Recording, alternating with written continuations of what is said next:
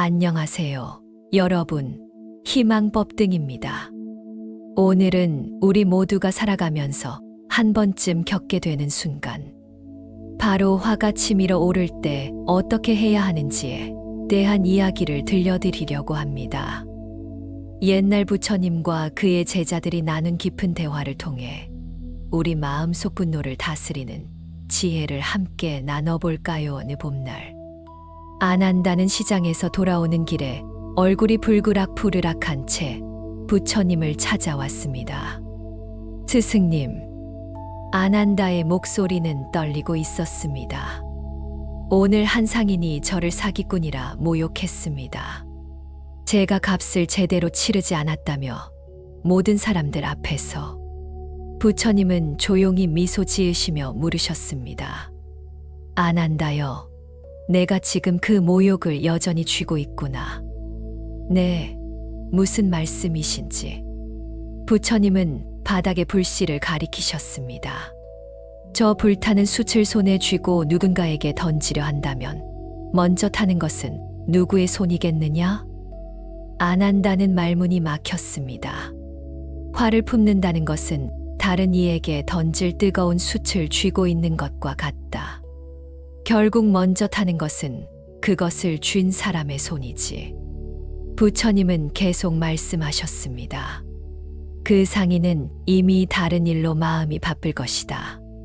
하지만 너는 아직도 그 순간에 머물러 있구나. 그가 너를 다시 모욕하고 있는가? 아니다. 내가 스스로를 계속 모욕하고 있는 것이다. 안한다는 천천히 고개를 끄덕였습니다.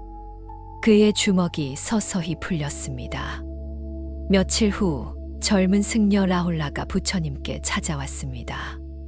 그의 눈에는 눈물이 가득했습니다. 스승님, 저는 참으려 노력합니다. 하지만 형제 승려가 제 물건을 훔쳐갔을 때, 제 스승에 대한 제 헌신을 비웃었을 때, 그 순간에는 저는 참을 수가 없었습니다.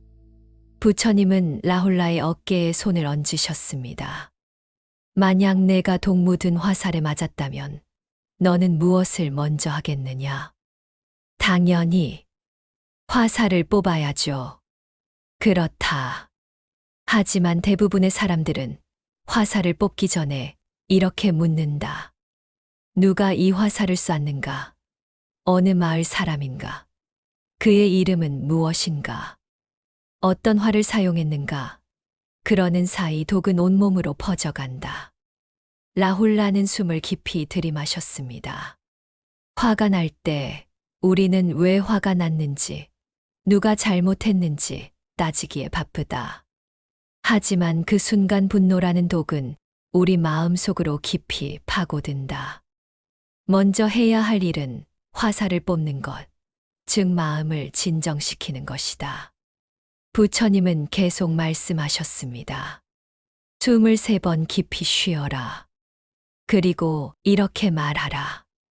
이것도 지나가리라. 화를 품기 전에 먼저 내 마음의 독을 빼내라. 여기서 잠깐 이 영상이 도움이 되신다면 구독과 좋아요 한 번씩만 눌러주세요. 여러분의 작은 응원이 더 좋은 콘텐츠를 만드는 큰 힘이 됩니다.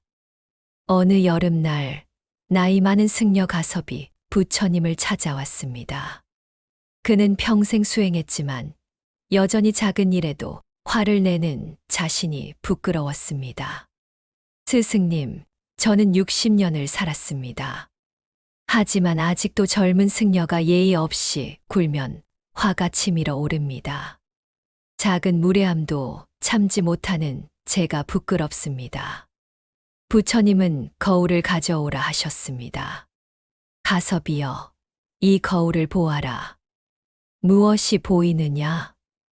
제 얼굴이 보입니다, 스승님. 화가 났을 때 내 얼굴이 어떻게 보이는지 아느냐? 부처님은 가섭에게 환한 표정을 지어보라 하셨습니다. 거울 속 가섭의 얼굴은 일그러지고 추해 보였습니다. 우리가 화를 낼 때 우리는 이런 얼굴로 세상을 대한다. 하지만 상대방이 우리를 무례하게 대했다고 해서 왜 우리까지 추한 얼굴이 되어야 하는가? 부처님은 부드럽게 말씀하셨습니다. 다른 사람의 무례함은 그 사람의 문제다. 하지만 우리가 어떤 얼굴로 반응하는가는 우리의 선택이다. 진흙탕을 지나가는 연꽃처럼 우리는 더러움 속에서도 깨끗함을 유지할 수 있다. 가섭은 눈물을 흘리며 깨달았습니다. 남의 무례함이 자신의 평화를 빼앗게 할 필요가 없다는 것을. 다음 날 아침 여러 제자들이 모여 있을 때였습니다. 한 제자가 물었습니다. 스승님, 그럼 우리는 모든 부당함을 그냥 참고만 있어야 합니까? 불의를 보고도 침묵해야 합니까? 부처님은 창밖을 가리키셨습니다. 두 마리 개가 싸우고 있었습니다. 저 개들을 보아라. 한 마리가 으르렁거리니 다른 한 마리도 으르렁거린다. 둘 다 이빨을 드러내고 있다. 하지만 잠시 후면 무슨 일이 일어나겠느냐? 물어뜯을 것입니다. 그렇다. 분노에는 분노로 대응하면 결국 모두가 상처 입는다. 부처님은 돌아보며 말씀하셨습니다. 하지만 이제 저기 저 현명한 개를 보아라. 한 마리 개가 으르렁거렸지만 다른 개는 조용히 자리를 피했습니다. 참는다는 것은 도망가는 것이 아니다. 그것은 더 현명한 선택을 하는 것이다. 분노의 사슬을 끊는 것이다. 부당함에는 말해야 한다. 하지만 화난 마음으로가 아니라 평화로운 마음으로 말해야 한다. 물이 뜨거울 때는 끓어 넘친다. 하지만 식으면 그 물은 사람을 치유한다. 잘못을 지적할 때도 마찬가지다. 뜨거운 분노가 아니라 차가운 지혜로 말해야 한다. 어느 저녁 부처님과 제자들은 강가에 앉아 있었습니다. 한 제자가 한숨을 쉬며 말했습니다. 스승님, 저는 오늘도 참지 못했습니다. 동료가 제 실수를 모두 앞에서 지적했을 때 저는 화를 내며 말대꾸했습니다. 왜 저는 계속 실패하는 걸까요? 부처님은 강물을 손으로 가리키셨습니다. 이 강물을 보아라. 저 돌에 부딪힐 때마다 물은 어떻게 하는가?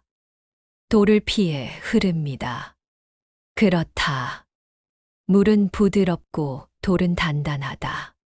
하지만 시간이 지나면 무엇이 변하겠느냐? 제자는 강바닥에 매끄러운 돌들을 보았습니다. 돌이 변합니다. 깎이고 둥그러집니다. 그렇다. 강물은 한 번의 흐름으로 돌을 바꾸지 않는다. 하지만 끊임없이 부드럽게 흐르며 결국 가장 단단한 돌도 변화시킨다. 부처님은 제자의 손을 잡았습니다. 화를 참는 것도 마찬가지다. 한 번에 완벽하게 될 수는 없다. 오늘 실패했다면 내일 다시 시도하라. 매 순간 조금씩 더 나아지는 것, 그것이 바로 수행이다. 낙숫물이 바위를 뚫듯이 작은 노력들이 모여 큰 변화를 만든다. 자신을 너무 책망하지 마라. 다음 날, 한 부유한 상인이 부처님을 찾아왔습니다. 그는 부처님의 가르침을 비웃으며 온갖 모욕적인 말을 쏟아냈습니다. 제자들은 분노했지만 부처님은 조용히 앉아 계셨습니다. 상인이 떠난 후 제자들이 물었습니다. 스승님, 어떻게 그토록 침착하실 수 있으셨습니까? 부처님은 미소 지으며 대답하셨습니다. 만약 누군가 너에게 선물을 주려 했는데 내가 받지 않는다면 그 선물은 누구의 것이 되겠느냐? 선물을 준 사람에게 남겠죠. 그렇다. 저 사람은 나에게 분노와 모욕이라는 선물을 주려 했다. 하지만 내가 받지 않았다. 그래서 그것은 여전히 그의 것이다. 제자들은 깊이 고개를 끄덕였습니다. 우리는 다른 사람의 화, 무례함, 모욕을 받을지 말지 선택할 수 있다. 그것을 받아들이는 순간, 그것은 우리의 것이 된다. 하지만 받지 않으면 그것은 그저 바람처럼 스쳐 지나갈 뿐이다. 어느 날 새벽 부처님은 정원을 거닐고 있었습니다. 한 젊은 승려가 열심히 잡초를 뽑고 있었습니다. 그런데 그 얼굴에는 짜증이 가득했습니다.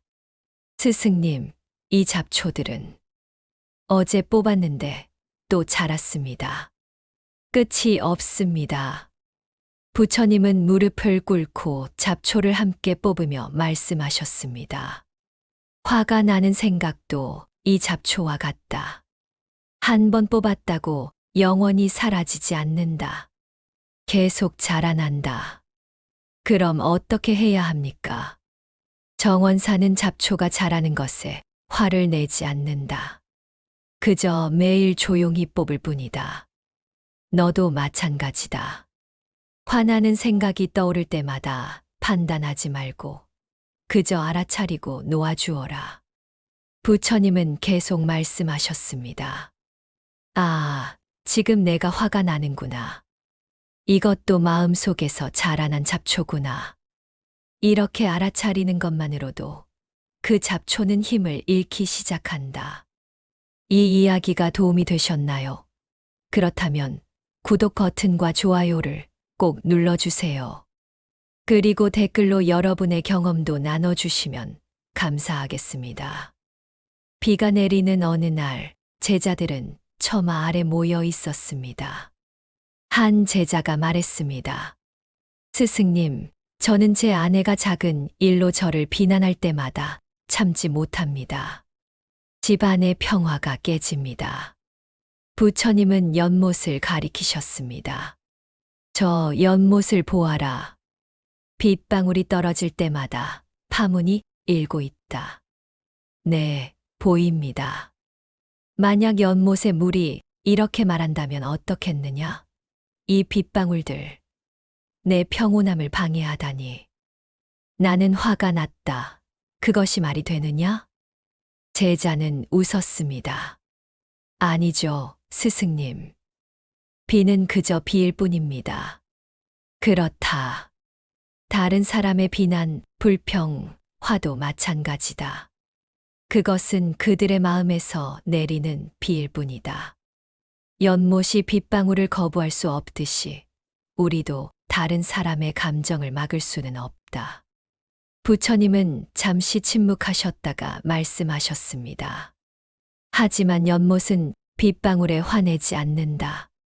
잠시 파문이 일지만 곧 다시 고요해진다. 우리 마음도 그래야 한다. 파문이 일어나는 것은 자연스럽다. 하지만 그 파문을 계속 커지게 할 것인지, 잔잔해지게 할 것인지는 우리가 선택한다. 어느 화창한 오후, 길을 걷던 부처님과 제자들은 거북이 한 마리를 발견했습니다. 개 한 마리가 거북이를 괴롭히고 있었습니다. 한 제자가 말했습니다. 스승님, 저 거북이는 싸우지도 않고 도망가지도 않습니다. 그저 껍질 속으로 들어가 있네요. 부처님은 고개를 끄덕이셨습니다. 지혜롭구나. 거북이는 자신이 개를 이길 수 없다는 것을 안다. 그래서 싸우지 않는다. 대신 자신을 보호한다. 비겁한 것 아닙니까? 아니다. 그것은 현명함이다. 잠시 후 개는 흥미를 잃고 떠날 것이다. 그러면 거북이는 다시 나와 자유롭게 걸을 것이다. 만약 거북이가 개와 싸우려 했다면 어떻게 됐겠느냐? 제자들은 침묵했습니다. 때로 가장 용감한 것은 싸우지 않는 것이다. 참는다는 것은 약함이 아니라 불필요한 전투를 피하는 지혜다. 모든 도발에 반응할 필요는 없다. 거북이처럼 때로는 우리의 껍질 속으로, 즉 우리의 내면의 평화 속으로 들어가 있으면 된다. 해질녘 부처님과 제자들은 다시 강가에 앉아 있었습니다. 한 제자가 조심스럽게 물었습니다. 스승님, 모든 가르침을 들었습니다. 하지만 실제 순간에는 여전히 어렵습니다. 화가 치밀어 오를 때 어떻게 즉시 마음을 진정시킬 수 있을까요? 부처님은 따뜻한 미소를 지으며 말씀하셨습니다. 세 가지를 기억하라. 첫째, 멈춰라. 즉시 반응하지 마라. 숨을 3번 깊이 쉬어라. 그 짧은 순간이 분노와 평화를 가른다. 둘째, 들여다보라. 나는 왜 화가 났는가? 내 자존심이 상했는가? 기대가 무너졌는가? 두려운가? 화의 뿌리를 보면 화는 저절로 약해진다. 셋째, 선택하라. 나는 이 분노를 붙잡을 것인가? 놓아줄 것인가? 이것이 나를 더 나은 사람으로 만드는가? 아니면 더 못난 사람으로 만드는가? 부처님은 석양을 바라보며 마지막 말씀을 하셨습니다. 기억하라, 내 제자들이여. 다른 사람이 너에게 한 행동은 그들의 업보다. 하지만 내가 어떻게 반응하는가는 너의 업보다. 화는 자연스러운 감정이다. 하지만 그것을 어떻게 다루는가에서 진정한 수행자와 보통 사람이 나뉜다. 완벽할 필요는 없다. 다만 매일 조금씩 더 나아지려 노력하라.